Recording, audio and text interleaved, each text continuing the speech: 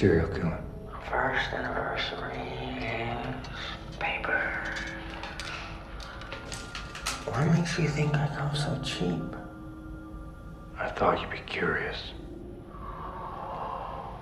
You think I could offer this stuff? Don't you? You have pictures.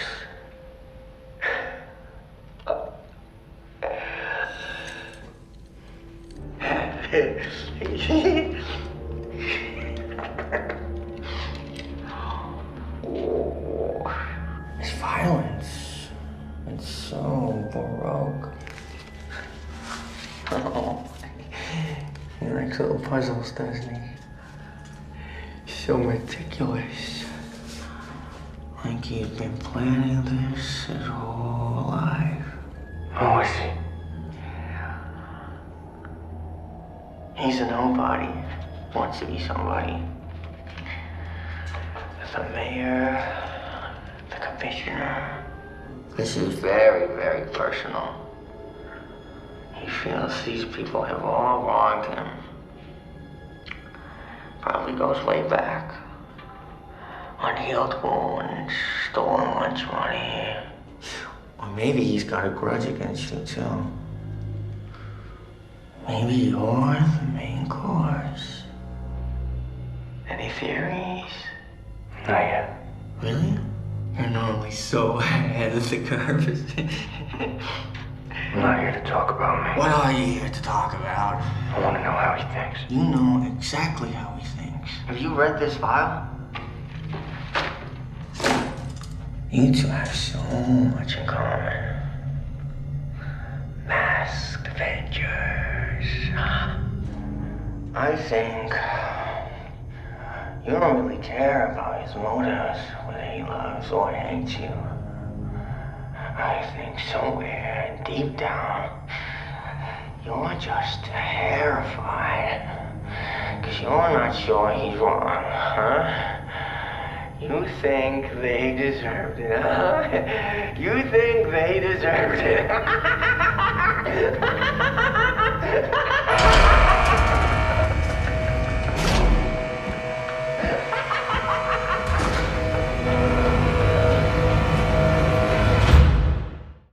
Welcome back, everyone. This will be my video on the Batman deleted scene. Obviously, this is the cut scene of the Joker that Matt Reeves said he would release after the movie had come out, and it just been a couple weeks since the movie has come out in theaters. So if you're brand new to the channel, be sure to subscribe to get all the videos. Obviously, spoiler warning for the Batman movie if you haven't seen it yet, because we'll be talking about pretty much everything that happens during the ending, and a lot of the stuff that they reference here is stuff that happens during the ending of the movie. You don't really care about his motives, whether he loves or hates you. Clearly, Barry Keoghan's Joker is identifiable as the Joker, like he has green hair, he has the lipstick, kind of like lipstick, it looks like he kind of has white makeup too. His face is probably more scarred than I've ever seen a Joker face, and there have been many versions of the Joker. The scene would have happened before he went to see the Riddler for the last time. Like, he went to talk to the Riddler gave him his final riddle about what's black and blue and dead all over, you, and he was hoping that the Batman would die during the final attack on the election that was happening that night. But they were teasing a lot of history during this Joker scene, too. So they were talking about their first anniversary, like he was talking about, oh, shouldn't it be stationery you get for the first anniversary? As if there was some failed crime that the Joker did that he perpetrated 1 year prior that got him thrown in Arkham instead of in the regular prison. First anniversary is paper. What makes you think I come so cheap?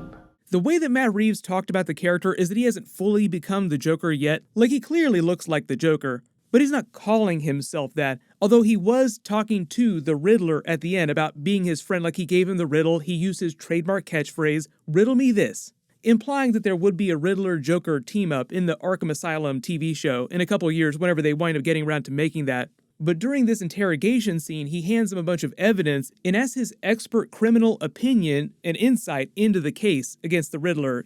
The Joker mostly taunts him, like he spends most of it laughing at the Batman, but a lot of what the Joker says is actually what the Batman realizes as he's analyzing each of the different clues at the different envelopes that he gets from the Riddler and the conversation that he had with the Riddler, which would have happened right after this conversation. One of the last things the Joker talks to the Riddler about is the Batman raining on his parade, turning him into a joke, but being a joke isn't the worst thing you could possibly be. Just teasing that he would eventually become the Joker. But it sounds like this isn't the first time that the Batman has come to visit the Joker in Arkham Asylum to get information about other criminals that he's investigating or he's taking down. So it just shows you that Batman is coming to Arkham Asylum to interact with these Batman villains and actually have conversations with them and get insight into these cases. It's kind of like the Dark Knight Joker versus Batman scene, where the Batman is laying into the Joker, trying to get information out of him, and even though the Joker is getting beat up left and right, he's having as much fun as he could possibly have with the Batman. He's holding all the cards, quote unquote. Because in the Batman movie, the Joker here has already figured out pretty much everything about the Riddler's MO. Like, oh, he's a true artist. Are you worried that he's upstaging you? That was sort of the self-own that Batman gave himself at the end of the movie, where he realized that vengeance wasn't enough. He also had to be a symbol of hope to all the different people of Gotham City.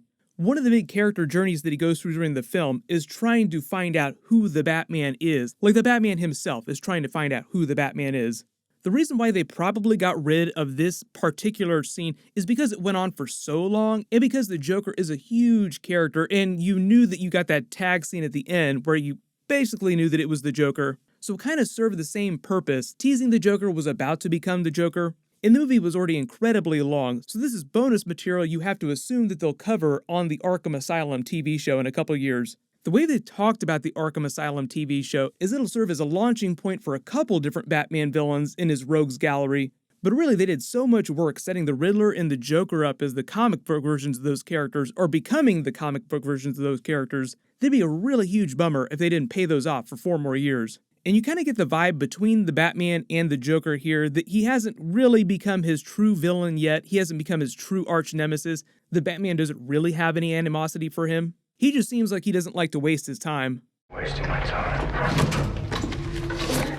But a lot of this information that the Joker gives you already saw through the course of the movie, so it was redundant information. Like he says, you and the Riddler must have gone way back. Bruce was already at the orphanage, and he already saw the information about how he was going after Bruce Wayne next. He saw the Thomas Wayne video, he knew the truth of the Gotham City Renewal Fund, the billion-dollar fund that his father created. When he talks about why he's writing to him, like why is he writing to me, and the Joker gives his answer, what I was hoping for was that the Joker would also tease the idea that the Riddler had figured out his secret identity.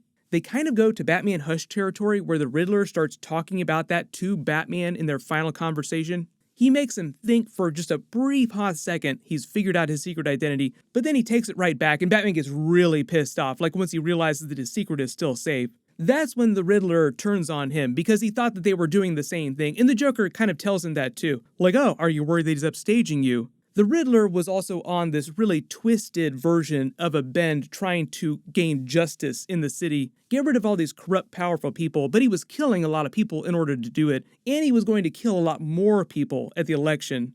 Most of you have also asked about the information released on his website after the movie came out, the Rata Alada website. If you go to the website now and you click on all the information, rataalada.com, it'll give you basically all the files that he gave to the Batman that the Batman had at the end of the film.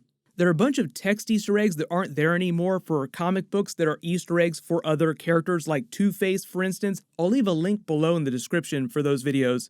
But the message he left for people is something is coming is meant to be a reference to Arkham Asylum HBO series, the next part of the story where we'll see more villains appear and them introduce a version of Harvey Dent. Also pay off this Joker deleted scene. If you spotted any other Easter eggs in this deleted scene that I didn't talk about during the video, just write them below in the comments. There are probably even more deleted scenes that they'll release later when they release the movie on home video. When they do that, I will do another deleted scenes video. You can click here for my full breakdown of the Batman movie, and click here for my Marvel Secret Invasion announcement video. Thank you so much for watching, everyone stay safe, and I'll see you guys in the next one.